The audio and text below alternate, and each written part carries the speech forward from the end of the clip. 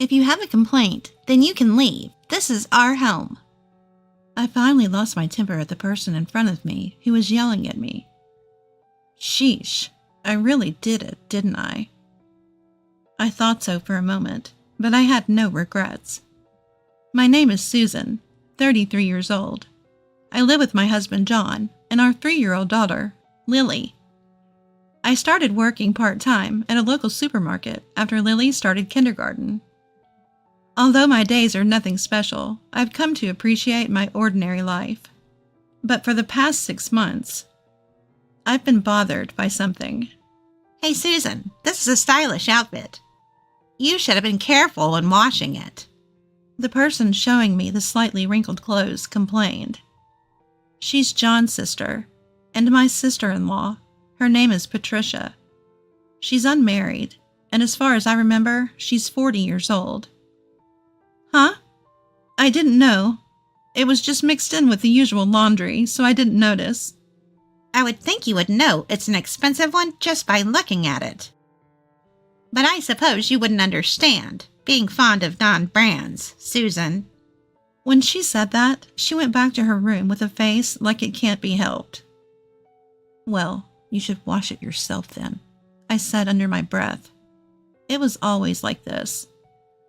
Patricia seemed to take it for granted that I would take care of things for her. Even after I had done her laundry, she treated me like this.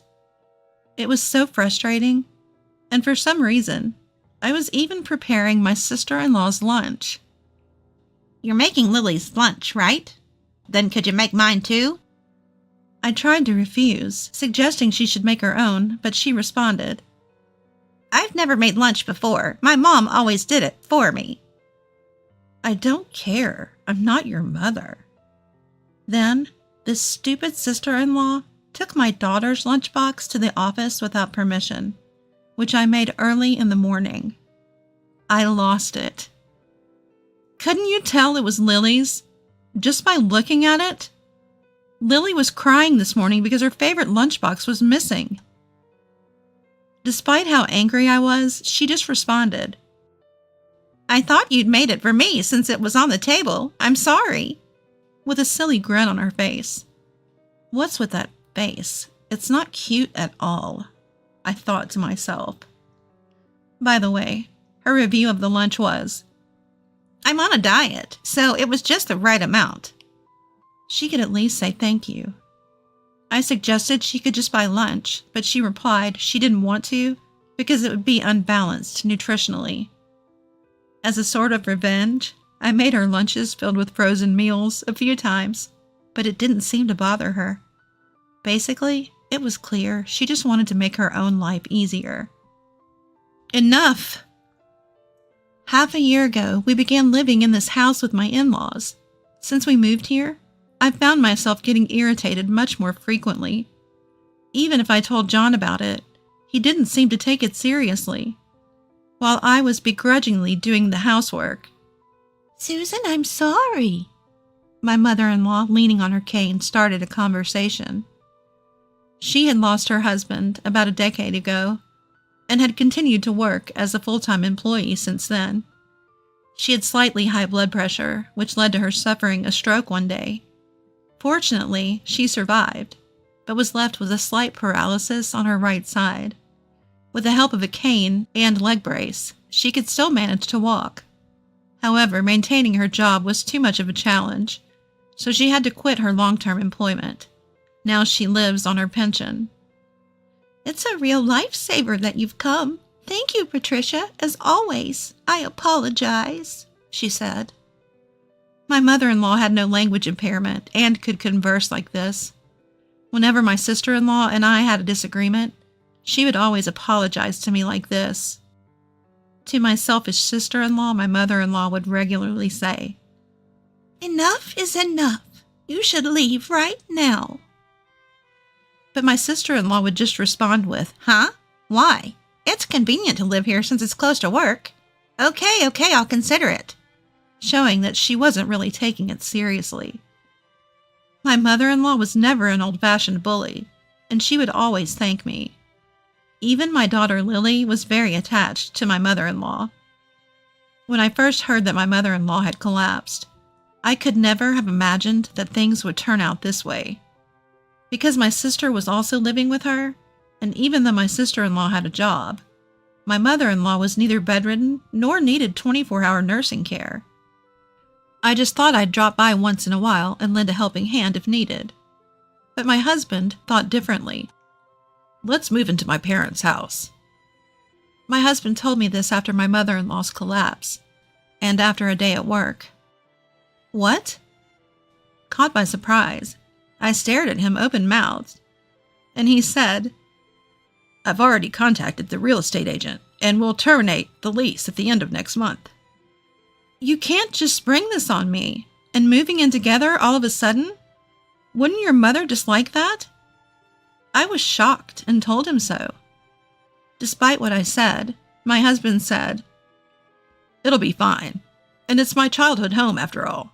I'll be comfortable there, and I know my mom would be happy living with her son and granddaughter." How easygoing could he be? "Well, it might be fine for you, John, since it's your childhood home." "Lily, you'd like to live with Grandma, right?" Asked this by my husband.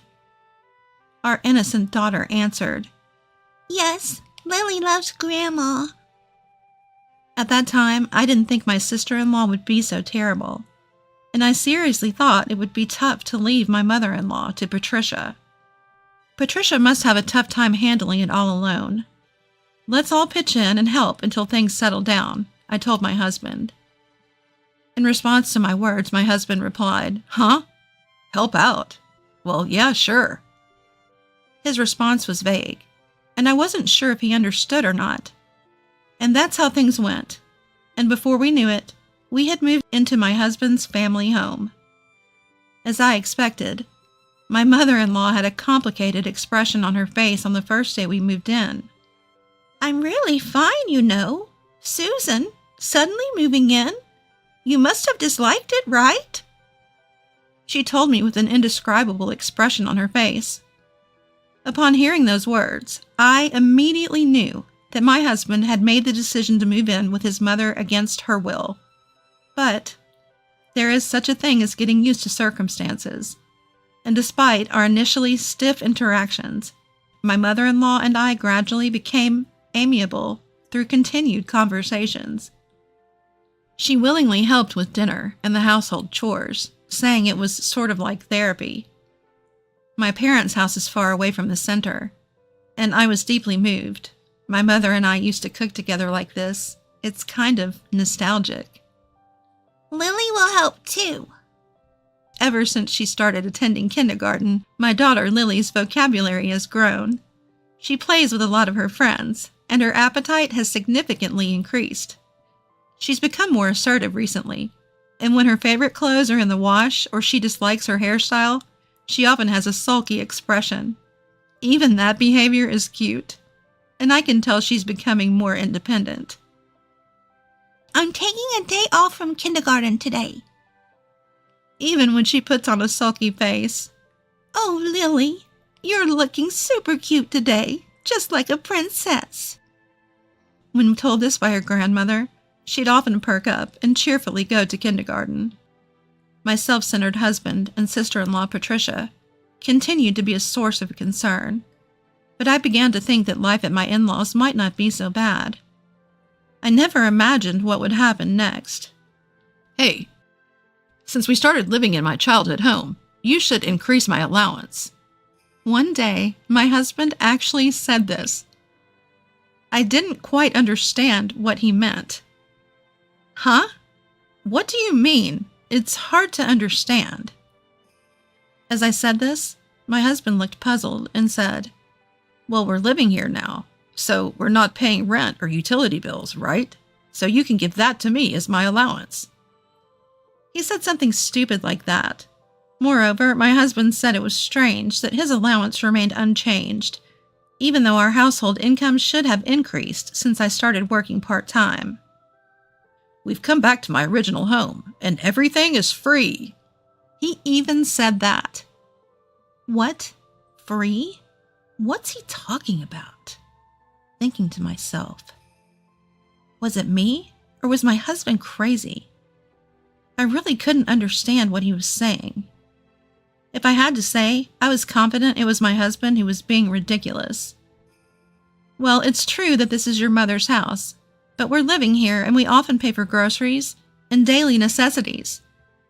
The house we lived in was owned by my mother-in-law and had already been paid off by my late father-in-law. It was now her property. I believed that the utilities in the home maintenance fund, property tax, and fire insurance were paid by my mother-in-law and sister-in-law Patricia. Since I do most of the shopping, groceries and daily necessities are calculated from our household budget. For this, my mother-in-law would say apologetically after shopping, "How much was it? Let me pay it this time." But I refused. Sure, our expenses may have decreased a bit compared to when we were renting, but the addition of 2 more people meant that food expenses certainly increased, and when we could spare it, we were gracefully saving up for our daughter Lily's future. Furthermore, I was making lunch for my husband every day, and he rarely ate outside.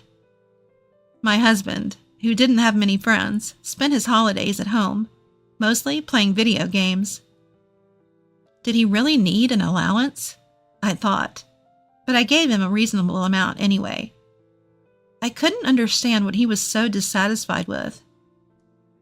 But when my husband John realized that our household was covering the living expenses, he muttered, "Why, that's silly," as he walked to his mother's room. What the hell is his problem? The one who's weird is him, not me. As I was thinking this and preparing for our daughter's kindergarten the next day, I began to hear a commotion coming from my mother-in-law's room. I peeked into the room, only to find John furiously questioning, "Why? Why do we have to contribute to living expenses? This is Mom's house, isn't it?" What is he even talking about? That's what I thought. As I glanced at my mother-in-law, she wasn't reprimanding him. Instead, she was just blankly staring at him, as if it was someone else's problem. Her eyes looked like those of a person who had given up on everything. Noticing my presence, John came over to me and said, "We don't have to pay anymore." He left, seemingly relieved, with a smug expression on his face. Watching his triumphant retreating figure, I cursed myself for my poor judgment in marrying such an idiot. However, if things continue this way, I might end up being labeled as a bad wife who doesn't want to contribute to the living expenses, protesting to my mother-in-law, and relying on John. I was getting anxious about this when my mother-in-law chuckled and said, "Susan, shall we have some tea?" She called out to me like that. That's when I heard a certain story from my mother-in-law. I was about to learn a shocking truth and a certain plan of hers. A few days later, my mother-in-law and I were preparing dinner with my daughter Lily, just like we usually do. That day, we were making Lily's favorite dish, dumplings. Lily was also helping out, making dumplings in her own unique shape. This is fun. It's good fine motor skills exercise. With that, my mother-in-law also joined in to help. Lily quickly got bored and started playing with toys in the next room. At that moment, my mother-in-law's smartphone, which was lying on the table, rang. The name displayed was John's. "Oh, I wonder if he forgot something." That's what my mother-in-law said. "He probably just forgot what to buy or something." Since our hands were sticky from the dumpling filling, she skillfully used the back of her hand to pull the call on speaker. "Hello, Mom? Hey, come on, answer the phone properly." What a rude guy. This is awkward. I glanced at my mother-in-law, who was silently staring at her phone. "Help out with the shopping once in a while." My mother-in-law forced my husband and sister-in-law to go shopping because it was a holiday. Just as I was about to respond to John on the phone, "John, did Mom answer the phone?" I heard my sister-in-law's voice. "No, I couldn't hear anything. Do you think Lily messed with it?" Hearing John say that, my sister-in-law began to say something alarming. But still, My mother-in-law and I turned pale as we listened to what came next. Our hands were all sticky, but we quickly pressed the record button. The call ended after a while. After washing my hands, I made a call to a certain place. we're back. After a while, John and my sister-in-law, who had no idea, returned home. I'm back. Wait, what are you two up to? No wonder my husband John and my sister-in-law looked so surprised. That's because me and my mother-in-law, with a troubled face, were sitting at the table in the living room, glaring at the two of them. Huh? What's with you two? You're scaring me. My sister-in-law said something like that. Sit down. We have something to discuss with you two, my mother-in-law said, then signaled to me. I nodded suddenly, and then played the recording of their conversation that I had taken earlier. Still, I guess we can't get Mom's money unless she's gone, right?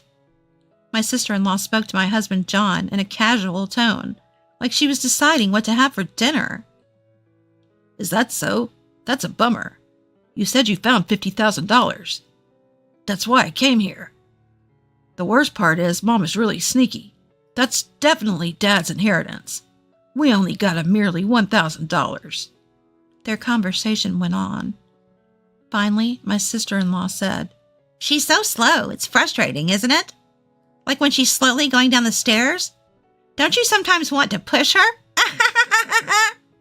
My sister-in-law said something awful, and my foolish husband John agreed. I totally get it. The call ended abruptly there. The two of them looked visibly uncomfortable, clearly never having imagined we were listening in.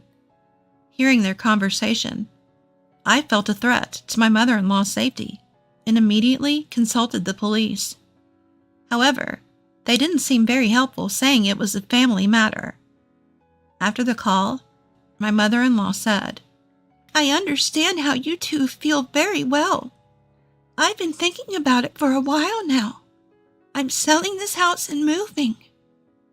The two of them were surprised to hear this, eyes wide open. Only my stupid husband and sister-in-law have such stupid faces. In fact, I have been consulting with my mother-in-law about this for a while now. The biggest issue was my sister-in-law. Until I heard about this from my mother-in-law, I had assumed my sister-in-law was contributing a fair share towards living expenses. But it turns out, ever since my sister-in-law started working, she hadn't given a single penny to the household. Perhaps she was still stuck in a student mindset, thinking house chores were the mother's job, and constantly complaining. It's my hard-earned money. I can spend it on whatever I want, right? She said this and continued to splurge on beauty treatments, vacations, and luxury goods. If you've got so much money, either move out or contribute some to the household. When my father-in-law was alive, my sister-in-law would get scolded like this. Only at that time, it seems that there was a little pretend to help with housework, but after a while it was just back to normal. She never put any money into the house, and since my father-in-law passed away, my sister-in-law had been taking complete advantage of my mother-in-law and doing whatever she pleased. But Dad said I should save up instead of paying living expenses. And just because I've started working, it's weird to suddenly ask me to contribute to the household. I knew she was trouble. Nothing's weird about that. My sister-in-law protested. I am not the bad one. Well, I wanted you to save money and move out. After I finished raising my kids, I wanted to have a quiet life. How many years has it been since you started working? You don't contribute a cent to the household. You must be quite the wealthy lady by now. My sister-in-law looked frustrated, seemingly lost for words. I have a job. Moving out all of a sudden is troublesome. To add insult to injury, my sister-in-law, lost in her delusions, began to say such things. Why would I take you with me? How silly. You've lived however you've pleased until now. Feel free to continue doing so. Finally understanding my mother-in-law's seriousness, both started to panic. What about the $50,000? Wasn't that our father's money, Mom? Have you been hiding inheritance shares? I might tell the police. Such were the words of my foolish sister-in-law. When my mother-in-law fell ill, she must have found the bank book by herself. My husband and I got in touch about our mother-in-law, and the conversation somehow shifted to the $50,000. They probably thought they'd get a share too, which is why my husband hastily moved back in. Their stupidity gave me a headache. With a victorious expression, my mother-in-law calmly said, "That was my money from when I was single. Your father had nothing to do with it. You two have been making a fuss about inheritance, but you foolish kids never let me save any money." My mother-in-law told me that my father-in-law's favorite phrase was, "How long do I have to keep working?" Before marrying me, my husband John lived the same way as my sister-in-law, which shocked me to the core. I remember when we were looking for an apartment, he would ask dumb questions like, "What's a security deposit? A key fee? Homeowner's insurance?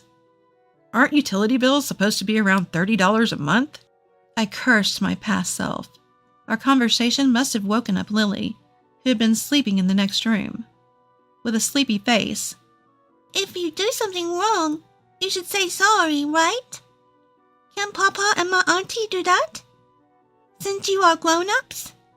Lily looked at John and my sister-in-law and said, This made me laugh, which seemed to upset my sister-in-law, who then said, "What's so funny? You must have said something to Mom." In response to her, my mother-in-law intervened. "Stop it! Stop it!" However, I calmly replied. I laughed because I found it funny. I thought my daughter Lily was acting more mature than you.